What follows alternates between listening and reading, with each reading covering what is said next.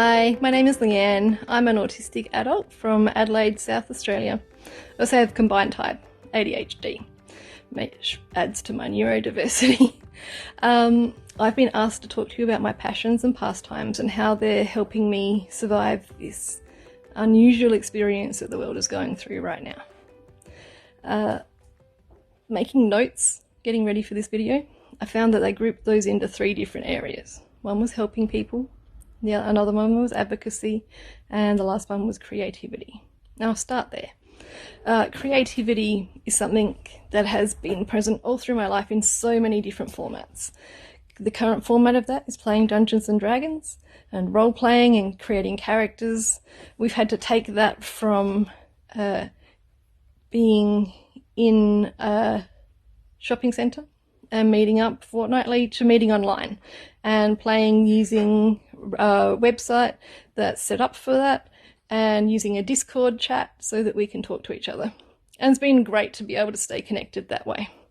I've also been keeping my hands busy by painting minis and different little figures that will help me in my game, because being able to visualize what I'm doing is really useful. One of the things I wanted to share that I do is to make sure that my ADHD brain does get distracted when I think, oh, I'd like to paint something, by having to collect everything together. I made this little box, and I do this for a lot of things, and it has all my mini painting equipment in it. So if I know that I want to paint minis, I just get my box. That's it. That's all I need. I can sit down and get started. And that means I can jump in to doing what I want to do without having to get organised, get distracted, and all of those other things. And that's been really, really helpful. I've also done it with a few other different projects that I'm doing. One of them being an advocacy project with the Autistic Self-Advocacy Network of Australia and New Zealand. Spending our meeting times on Zoom is interesting. We've worked out that didn't work great for us, so we're going to go back to our old format of doing it in a chat session, just purely so that getting minutes written is much easier and less talking over each other, because we're so passionate and enthusiastic about what we're doing. It's kind of hard to wait to take our turns. Helping people is a bit harder in this environment.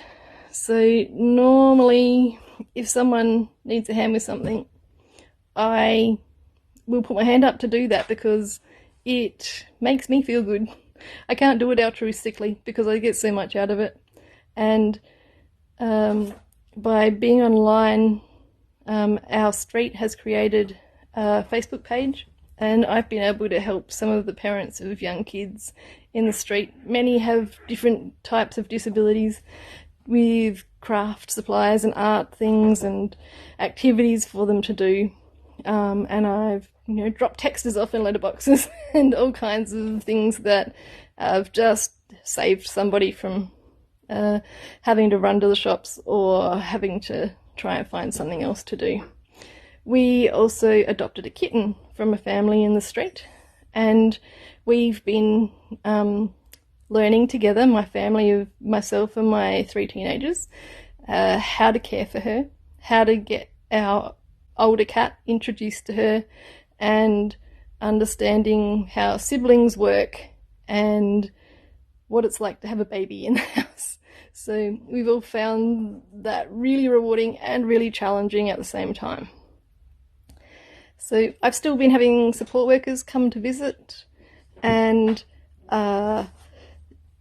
different deliveries and things like that, but I haven't seen my family in ages, so I'm looking forward to next weekend when I will get to see my mum and sister and nephew for the first time since Easter, and we only saw each other sort of from a distance, and talking to them on the phone is nice, but seeing them in person is so much better.